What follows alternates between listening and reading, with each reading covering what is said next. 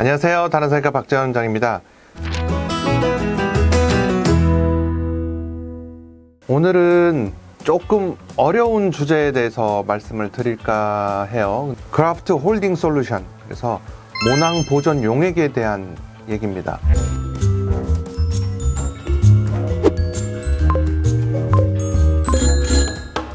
모낭은 우리 몸에서 절개이식이 됐건 비절개이식이 됐건 채취가 되어서 다시 몸 안에 들어가기까지 용액에 담궈져 있는 상태로 있게 됩니다.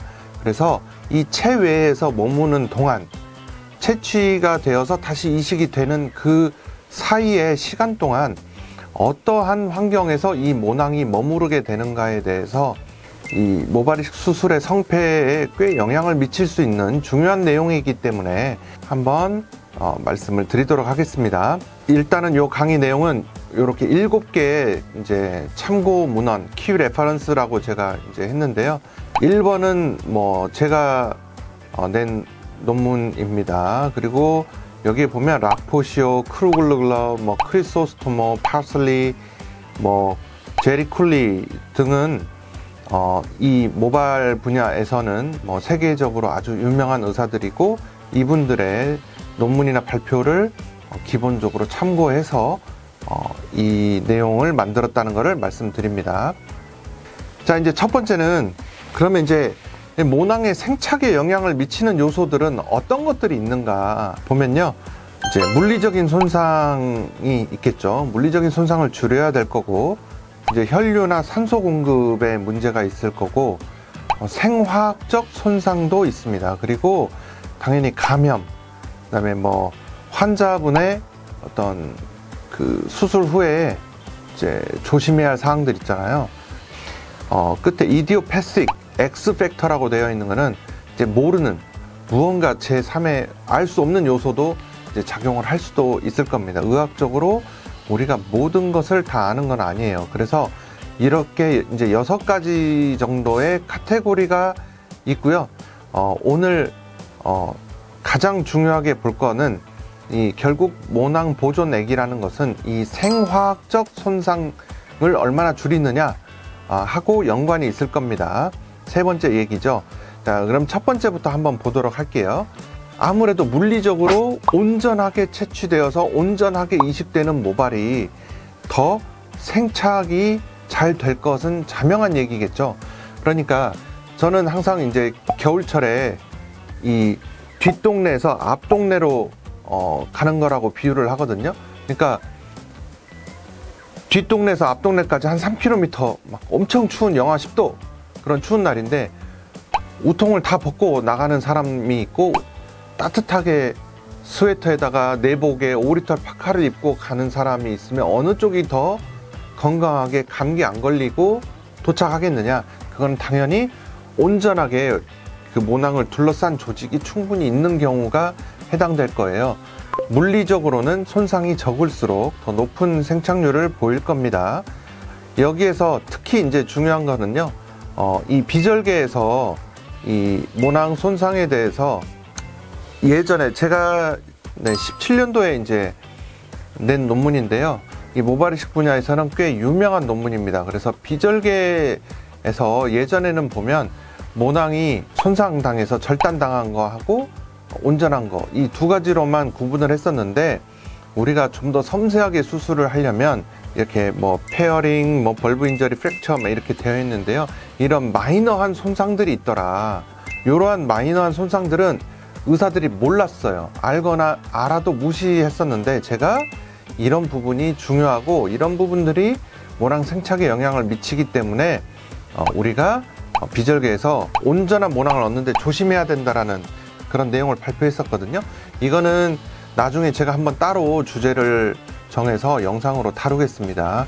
이제 이 물리적인 손상에서 가장 중요한 거는 건조입니다. 건조, 디하이드레이션 되는 거고, 그리고 모낭 손상 중에 가장 흔한 것 중에 하나는 크러싱 되는 겁니다. 으깨짐 손상이라고 얘기할 수 있고요. 여기서 이제 포셉 슬릿이 이제 왜 인기가 없어졌는가에 대한 중요한 단서가 되죠.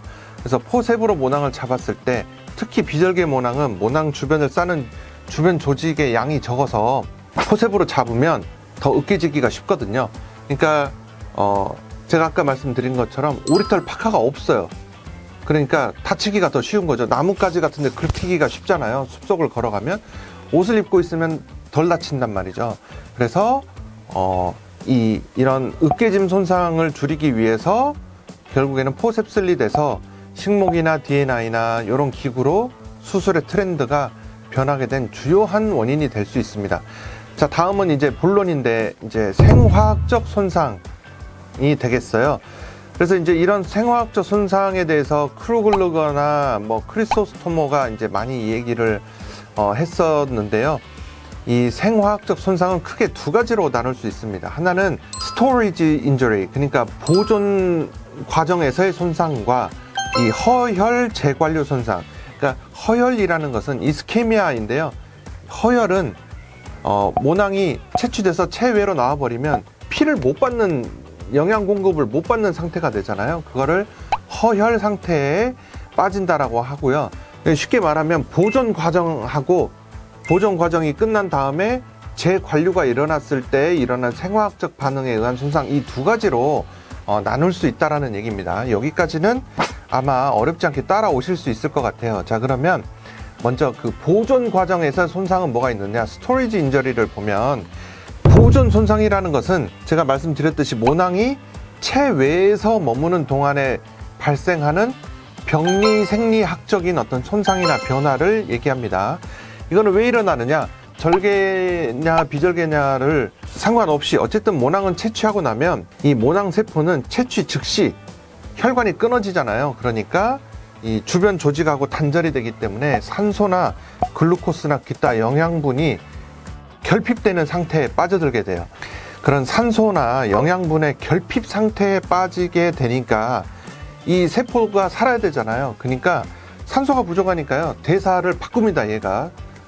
그래서 유산소 대사에서 무산소 대사로 바뀌게 되는 거죠. 그리고 세포 대사에는 필요한 에너지가 있어요. 그 에너지가 있어야 이 세포도 이 활동을 하잖아요. 그걸 ATP라는 에너지원이 있게 됩니다. 근데 그런 것들이 공급이 안 되는 상황에 빠지게 되죠. 그러니까 이 세포 대사가 안 되잖아요. 그러니까 우리가 그 옛날에 만화 보면 둘리 있잖아요. 아기 공룡 둘리. 그러니까 저 때는 있었는데요. 그러니까 뭐냐면 그 둘리가 빙하 밑에 이렇게 있다가 이제 되살아나는 거잖아요. 근데 저온 상태에 들어가게 되면 이 대사가 아주 극도로 낮아지게 돼서 이 세포 대사와 에너지 필요량을 줄이기 위해서 둘리처럼 저온 보관을 하는 겁니다, 모낭을. 그래서 이거는 다 연구가 되어 있어요. 그래서 보통은 4도씨에서 10도씨 사이를 권장하고 있습니다. 그리고 0도씨 이하로 가면 이 크리스탈이 생겨버려 가지고 오히려 모낭에 이제 그 손상을 주게 되고요. 이게 쉽게 말하면 얼어버리는 거죠. 네, 결빙이 되는 것처럼. 그리고 10도씨 이상이 되면 대사가 다시 활발해진다라고 해요.